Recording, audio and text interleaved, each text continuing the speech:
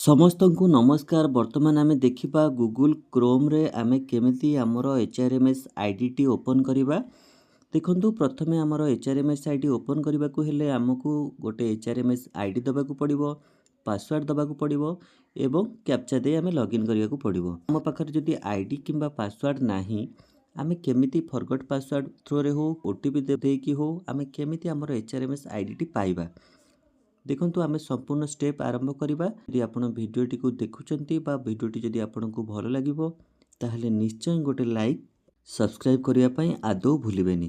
ताहले चलंतु डेरी न करी आरंभ करिबा। देखंतु प्रथमे आपण आपणकर जे कोनोसी गोटे सर्च बार को जिबे, सर्च करिवे एचआरएमएस ओडिशा। देखंतु मु वर्तमान आसिली सर्च बार को, आपण एही जगह रे सर्च करिवे एचआरएमएस ओडिशा सर्च करनेबे। कला पर देखंतु जो प्रथम लिंक टी आसीबो आपनकर एचआरएमएस ओडिशा, आपण ही फास्ट लिंक टी रे क्लिक करिवे। देखंतु क्लिक कला पर देखंतु आपनकर आसिला login to your account user ID आउ एठी आपनकर पासवर्ड, किंतु आपनको पाखरे यूजर आईडी नाही, पासवर्ड भी नाही। तेनु आपण कोन करिवे, देखंतु एठी गोटे ऑप्शन अछि फॉरगॉट योर पासवर्ड। देखंतु एठी ऑप्शन टी आपनकर अछि फॉरगॉट योर पासवर्ड। आपण एही फॉरगॉट योर पासवर्ड रे क्लिक करिवे। देखंतु आमे वर्तमान क्लिक करिबा। देखंतु एही फॉरगॉट योर पासवर्ड रे क्लिक कला परे आपनको गोटे ऑप्शन आसुची कोन ना, आपण enter your 10 digit register mobile number. आपणकर जो मोबाइल नंबर टी रहिछि जोटा आपण ऑफिस रे देई छंती, आपण सेही मोबाइल नंबर टी एई जगह रे आपण भरिवे। भरिला परे आपणकर डेट ऑफ बर्थ एई जगह रे भरिवे। तापरे आपणकर जहा एठी जो कैप्चा टी रहिछि आपण एही जगह रे सेही कैप्चा टी को भरि देबे। भरिला परे आपण सेंड रिक्वेस्ट रे क्लिक करिवे। चलंतु आमे स्टेप बाय स्टेप करिके देखिबा। देखंतु आपण एही भली मोबाइल नंबर जगह रे मोबाइल नंबर टी दे देबे एवं एंटर डेट ऑफ बर्थ जगह रे आपण एमिति डेट ऑफ बर्थ देबे। देखंतु आपण प्रथमे date of birth row side रे जो ऑप्शन टी अछि आपण सेही थरे क्लिक करिवे। देखंतु साइड रे कैलेंडर भली देखा जाउछि, आपण सेही थरे क्लिक करिवे। आपण को एठी लिखा अछि जनवरी 2025, आपण सेही जनवरी 2025 रे क्लिक करिवे। क्लिक कला परे आपण को एठी ऑप्शन आसुछि आपणकर ईयर टी चूज करिया पय, आपण को वर्ष जन्म हिछंती आपण सेही ईयर जगह रे आपण डायरेक्ट लिखि देबे। तापर जन्मर मासटी देबे, तापर डेट टी देबे। देला परे आपणकर देखंतु आपण क्लियरली मेंशन हे जिवो आपणकर डेट ऑफ बर्थ टी। तापर आपण कोन से कैप्चा जगह रे कैप्चा टी लिखि नेबे।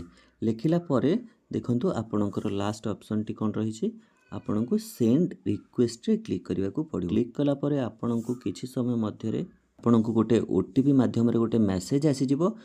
जहा ओटीपी आसीबो आपणकर ओटीपी जगह रे आपण ओटीपी टी लिखि देबे। लिखि देला परे आपणकर एठी गोटे ऑप्शन अछि देखंतु वैलिडेट ओटीपी। आपण ही वैलिडेट ओटीपी ऊपर क्लिक कर देबे। आसिला आपणकर यूजर नेम।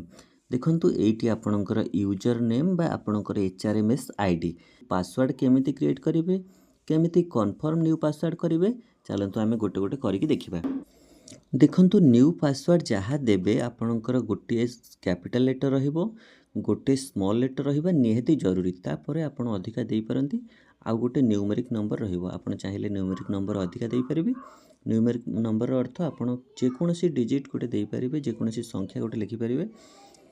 फास्ट जहा देबे आपणकर न्यू पासवर्ड एठी जहा देबे आपण सेकंड रे मध्य कन्फर्म योर न्यू पासवर्ड एठी मध्य सेया देबे। सेटा देला परे आपण रीसेट पासवर्ड रे क्लिक करिवे। देखंतु आपण एई टाइप रो पासवर्ड देबे। मने करंतु आपण स्वाई 45 देले आपणकर बड़ एस रहिबो, WAIN स्मॉल रहिबो, आउ किछि नंबर रहिबो। देखंतु किछि न्यूमेरिक नंबर रहिबो। आपण ऊपर जोटा जहा लिखिबे तळे सेटा लिखि देबे।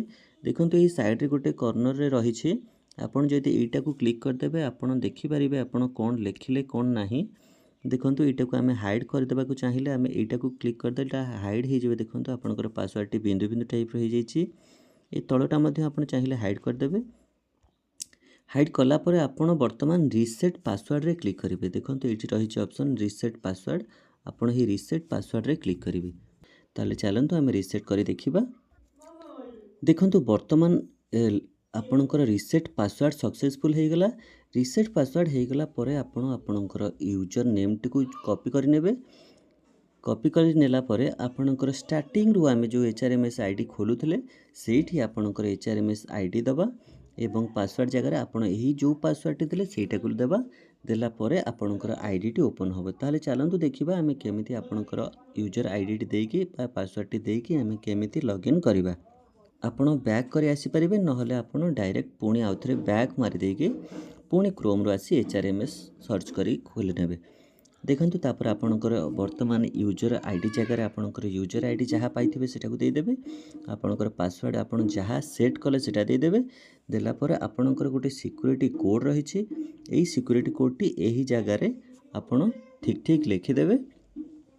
ଲେଖିଲା ପରେ ଆପଣ ହିଁ ଲଗ୍ଇନ୍ରେ କ୍ଲିକ୍ କରିଦେବେ। ସମ୍ପୂର୍ଣ୍ଣ ଡିଟେଲ୍ସଟି ଆସିଗଲା। ଆପଣ ଏଇଠି ଆପଣଙ୍କର HRMS ଆଇଡ଼ି ରହିଛି, ଆପଣଙ୍କର ପ୍ରାନ୍ ନମ୍ବର ରହିଛି, ଆପଣଙ୍କର ଡେଟ୍ ଅଫ୍ ବାର୍ଥ ରହିଛି, ସବୁ କିଛି ଡିଟେଲ୍ସ ଆପଣଙ୍କର HRMS ଆଇଡ଼ିରେ ରହିଛି। ଆପଣ ଚାହିଁଲେ ତାକୁ ଦେଖିପାରିବେ। ଆଉ ଆପଣ ଚାହିଁଲେ ଆପଣଙ୍କର ପେ ସ୍ଲିପ୍ଟି ମଧ୍ୟ ଏଇଠି ରହିଛି, ଆପଣ ଦେଖିନିଅନ୍ତୁ। ଆଉ ଟିକେ ମୁଁ ଜୁମ୍ କରିକି ଦେଖାଇ ଦେଉଛି, ଦେଖନ୍ତୁ ଏଇଟା ହେଉଛି ଆପଣଙ୍କର ପେ ସ୍ଲିପ୍। ଆପଣ ଏହି ପେ ସ୍ଲିପ୍ରେ କ୍ଲିକ୍ କରି ଆପଣ ଆପଣଙ୍କର ପେ ସ୍ଲିପ୍ଟି ମଧ୍ୟ ଡାଉନଲୋଡ଼୍ କରିପାରିବେ। ଚାଲନ୍ତୁ ଟିକେ ଦେଖିନେବା ଆମେ କେମିତି ଆମର ପେ ସ୍ଲିପ୍ଟି ଡାଉନଲୋଡ଼୍ କରିବା। ଦେଖନ୍ତୁ ଆପଣ ଏହି ପେ ସ୍ଲିପ୍ରେ କ୍ଲିକ୍ କରିବେ। କ୍ଲିକ୍ କଲା ପରେ ଦେଖନ୍ତୁ ଆପଣଙ୍କୁ ଏଇଠି କିଛି ଅପସନ୍ ଆସୁଛି। ଆପଣଙ୍କର ସିଲେକ୍ଟ ଇୟର୍ ଚୁଜ୍ କରିବା ପାଇଁ ଆସୁଛି, ଆପଣଙ୍କର ସିଲେକ୍ଟ ମନ୍ଥ ଚୁଜ୍ କରିବା ପାଇଁ ଆସୁଛି। ଆପଣ ଏଇଠି ସିଲେକ୍ଟ ଇୟର୍ ଜାଗାରେ ସିଲେକ୍ଟ ଇୟର୍ ଲେଖିଦେବେ, ମନ୍ଥ ଜାଗାରେ ମନ୍ଥ ଲେଖିଦେବେ। ମନ୍ଥ ଲେଖିଲା ପରେ ଆପଣ ଏଇଠି ଓକେ କରିଦେବେ। ଦେଖନ୍ତୁ ଆମେ ଗୋଟେ ମନ୍ଥର କରି ଦେଖିବା। ଆପଣ ଏଇଠି ସିଲେକ୍ଟ ମନ୍ଥ ଜାଗାରେ ଆପଣ 2024 ମାରିଦେବେ। 2024ର କେଉଁ ମନ୍ଥ ଆପଣ ଦେଖିବା ପାଇଁ ଚାହୁଁଛନ୍ତି। ମନେ କରନ୍ତୁ ଆପଣ ଅଗଷ୍ଟ ମନ୍ଥରେ ଦେଖିବା ପାଇଁ ଚାହୁଁଛନ୍ତି, ଆପଣ ଅଗଷ୍ଟରେ କ୍ଲିକ୍ କରିବେ। କ୍ଲିକ୍ କଲା ପରେ ଦେଖନ୍ତୁ ସାଇଡ଼୍ରେ ଓକେ ବଟନ୍ ରହିଛି, ଆପଣ ଏହି ଓକେରେ କ୍ଲିକ୍ କରିବେ। ଓକେରେ କ୍ଲିକ୍ କଲା ପରେ ଦେଖନ୍ତୁ ଆପଣଙ୍କର ଗୋଟେ ଆସିଯାଉଛି ଆପଣଙ୍କର ଅଗଷ୍ଟ ବେସିକ୍ ପେ, ଆପଣଙ୍କର total allowance, total gross pay, total deduction ଆପଣଙ୍କର ଏଇଠି ଗୋଟେ ଆସିଯାଉଛି ସମ୍ପୂର୍ଣ୍ଣ। ଆପଣ ସେଇଠି କ'ଣ କରିବେ, ଯଦି ଚାହିଁବେ ଆପଣ ଏହି ଭ୍ୟୁ ଉପରେ କ୍ଲିକ୍ କରିଦେଲେ ଆପଣଙ୍କର ସମ୍ପୂର୍ଣ୍ଣ ଡିଟେଲ୍ସଟି ପୁରା ଗୋଟେ ପେଜ୍ ହେଇକି ଆପଣଙ୍କର ପେ ସ୍ଲିପ୍ଟି ଆସିଯିବ। ଆପଣ ସେଟାକୁ ସ୍କ୍ରିନଶଟ୍ କରିନେବେ ଅଥବା ଯାହା ଦେଖିବା କଥା ଆପଣ ଦେଖିନେବେ।